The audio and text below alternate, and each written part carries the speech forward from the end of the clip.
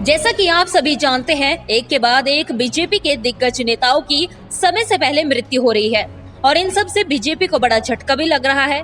वहीं राजनीतिक गलियों में खड़कम मची हुई है।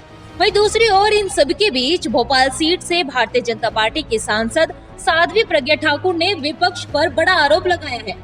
साध्वी प्रज्ञा ठाकुर ने शंका जाहिर करते हुए कहा है कि विपक्ष बीजेपी नेताओं पर मारक शक्ति का इस्तेमाल कर रहा है, जिस कारण उनकी समय से पहले ही मृत्यु हो रही है।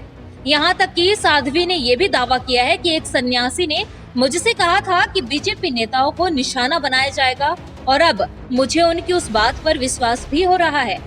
ये सब बातें उन्होंने तब कही जब राजधानी भोपाल के प्रदेश बीजेपी कार्यालय में पूर्व वित्त मंत्री अरुण जेटली और एमपी के पूर्व मुख्यमंत्री बाबूलाल गौर के लिए श्रद्धांजलि सभा रखी गई थी। इसमें प्रदेश के बीजेपी के सभी बड़े नेताओं ने शिरकत की और उन सभी नेताओं ने अपनी अपनी बातें सामने रखी।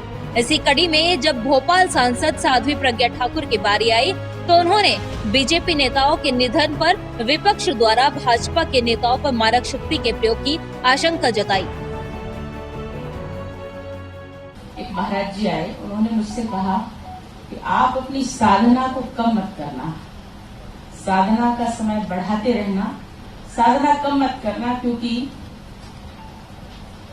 बहुत बुरा समय है और जो विपक्ष है वो एक ऐसा कार्य कर रहा है, ऐसा मारक शक्ति का प्रयोग कर रहा है जो भारतीय जनता पार्टी पर कर रहा है और वो भारतीय जनता पार्टी को नुकसान पहुंचाने के लिए है।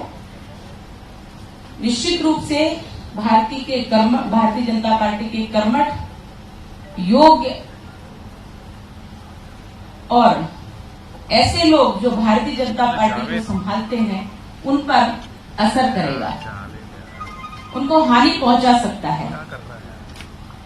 आप टारगेट हैं, इसलिए ध्यान रखिएगा और ये होने वाला है।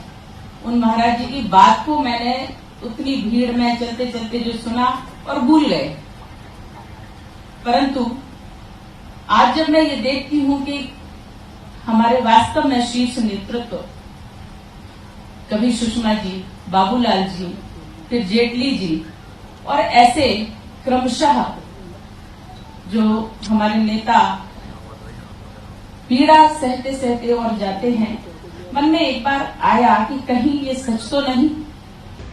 Nation one bureau report.